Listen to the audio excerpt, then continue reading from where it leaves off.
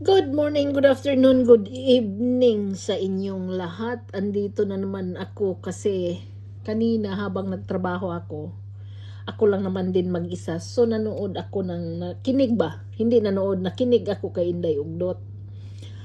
Sa live niya na, yun nga, sinasagot niya yung mga bashers. See? Yun ang sinasabi ko talaga na ang mga bata matututo yan sumagot sa inyo dahil nandito tayo sa social media nakafollow kay Krishna at kay Pugong Biyahero. Mostly sa atin, ang mga edad natin, may edad na talaga. Kumbaga, merong mga seniors, 40 plus, yung mga ganun. Bihira lang ang 30 plus dito, I would say. So ngayon, at kayong mga nagki-criticize kay Krishna, matatanda na. Hindi ko maintindihan kung bakit gano'n na lang ninyo ka dislike siya. Samantalang, paano ko manisipin is dahil yan sa mga ninais ninyo sa buhay na hindi nyo nakamit nung kabataan ninyo, or meron kayong mga anak na hindi nyo man lang mautusan, kaya naiinis kayo kay Krishna dahil kabaliktaran ang ginawa, kundi ginagawa ang mapabuti ang kanyang mga magulang. Now, alam mo bang na-find out ko is yung mga bata na yan, napakabait, alam yung driven sila na mga klaseng bata sa pangarap nila para sa magulang na mairao sa hirap. Kaya ang taas ng respeto ko sa mga bata na yan. Dahil bihira ka na lang makakita ngayon ng magulang na swertihin sa mga anak, sa totoo lang.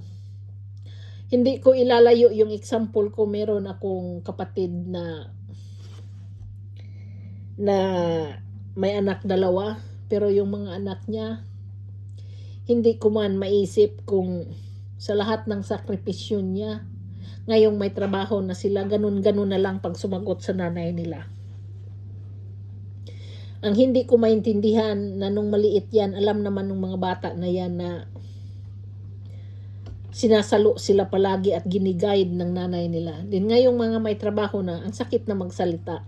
So anyways, ito si Krishna, si Inday Ugdot at yung mga bata na yan, ang ganda lang ng pagpalaki sa kanila. Dahil siguro sa yung mga bata na yan is na-guide ng spiritual kasi nandyan sila sa simbahan, Pentecostal, at maganda yung brought up nila sa faith nila. So sabihin man nating mahirap sila as in na naghirap talaga sa buhay pero busog yung spiritual nila. Kaya ganun na lang binibless yung mga bata na yan dahil sa ganun nila ang pananaw nila sa buhay. At ni minsan, hindi nila inuuna yung sarili nilang kapakanan, kundi ang iniisip nila yung nanay nila. Hindi ko na i-detalye kung paano ko yun nalalaman lahat. Basta ang mga bata na yan, sigurado ako na napakabusilak lang talaga ng puso dahil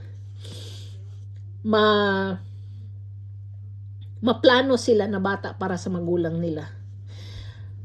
Kausap ko kanina si Inday Ugdot, pero yung pag-uusap na hindi ko na i-detalye kung ano yung pinag-uusapan namin, pero nakuha ko sa panalita niya na talagang siya sa magulang niya, yung may plano sila sa magulang nila na no matter what happens, so unahin nila yung magulang nila, hindi yung sa kanila. Alam ninyo yun?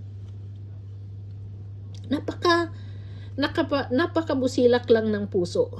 Kaya kahit inaantok ako ngayon dahil meron akong 1 hour na pahinga, nandito ako nagyaw-yaw. Kasi kayong mga bashers hindi pa rin natigil.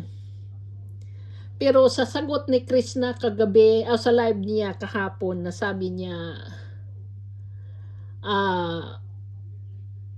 nakakasama ng loob at nahirapan na siyang magtiwala. Totoo yan, naintindihan ko siya.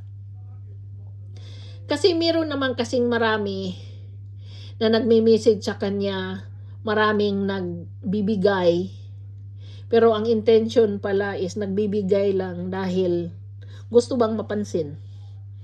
Nagbibigay lang dahil kailangang, alam mo yun, yung masabi lang na tumulong sila tapos diktahan na nila yung tao, pagsabihan na may karapatan silang magsabi dahil sa ganito, sa ganyan. Nakalimutan ninyo na bago pa man dumating tayo sa buhay nila or nagiging tagapanood nila, nag-exist na yan sila sa buhay nila at alam na nila ang pangarap nila sa buhay. So hindi mo na kailangan diktahan. Dahil alam nila ang ginagawa nila, alam nila ang gusto nilang makamit para makuha nila yung gusto nila. Sa lahat ng bagay, dinidiktahan ninyo siya. Kulang na lang sabihin ninyo kung kailan sila umutot, tumai. Kulang na lang diktahan ninyo kung anong sasabihin nila para may labas sa bunganga nila ang gusto ninyong marinig. Alam ninyo yun?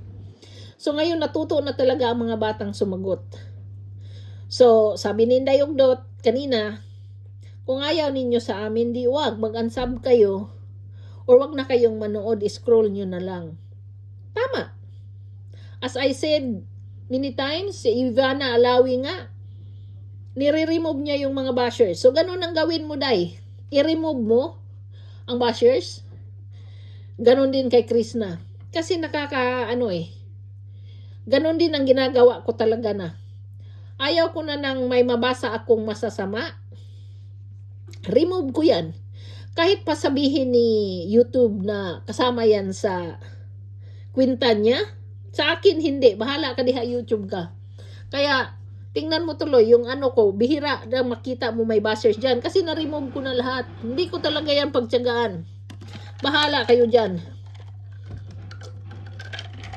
Ang mananatili sa akin, yun yung mga totoong tao. Hindi yung nandyan lang para maghatid sa akin ang chismis. Yun nga ang na sinabi ni Krishna na anami pa rin nagme-message sa kanya. Yun ang pag ibigay mo yung messenger mo eh. Ang daming sul-sul na mangyari dahil ibibigay doon magme-message sa messenger mo. So ngayon, narinig nyo na ang sagot, magagalit na naman kayo kasi hindi kayo napagbigyan. Kasi sa totoo lang, magsasawa naman talaga ang tao na magiging mapagkumbaba sa the way you're doing it. Talagang nakakasawa. At unang-una, hindi ninyo alam kung sino yung mga bata na yan. Pero sa iksi na panahon na nakikita ko si Inday Ugdot na meet ko, napaka-ano na bata. Napaka intelihente na bata, napaka maunawain, napaka giving sila na bata para sa mga magulang nila. Saludo nga ako eh. Kasi sa lahat ba naman talagang inaano nila na yung magulang nila, sinasakripisyo yung sarili nilang para sa magulang nila. Alam niyo yun? Meron ba kayong anak na ganun? Kaya doon kayo naiinis siguro. Hindi lang ninyo matanggap na yung mga bata na yan, unang-una hindi niyo pwedeng diktahan. Pangalawa, hindi niyo pwedeng i-command ng kung anong gusto ninyong mangyari sa kanila just because nandyan kayo nakasubaybay o baka nag-attempt kayong magbigay ng something para lang kayo mapansin. Tapos merong iba dyan na magpaparinig na lang para talaga mapansin. But no matter what, merong prinsipyo ang mga bata na yan. Kaya dyan ako saludo sa mga bata na yan. Kaya kayo na mga sa bata, sorry na lang talaga. Hindi kayo maano ng bata. Hindi kayo mapapansin at hindi kayo hahayaan ng mga bata na yan. Dahil now that they knew kung paano sila lumaban, at paano kayo. Kasi natapos na sila sa respeto eh. Tapos na silang mahiya na sumagot. Tapos na silang sinasalang-alang nila yung sarili nila para sa inyo. Yung hinahayaan lang ba kayong mangbash dahil pakiramdam nila mga bata pa sila. Ngayon tapos na sila doon. So ngayon na sumagot na sila, maghihimutok ng butsin ninyo. Kasi obviously, hindi na kayo mapagbigyan. So I'm happy for what's going on. Kasi yung mga bata na yan, natuto na talagang lumaban sa SOCMED na ganun pala ang gusto nyo ha. O di sige. Then, nasa sa inyo na yon. Kaya bash pa more. Kung talagang yun ang gusto mo, edi subiit. Kaya, nakatikim kayo ngayon. Diba? Hindi magandang pakinggan ano. So, yan ang sinasabi ko sa inyo. Na darating talaga ang araw na ang mga bata na yan, magsasawa yan sa kakabash ninyo at lalaban. So, andyan na sila. Yun ang sinabi ko sa inyo. So, good luck na lang sa mga bashers.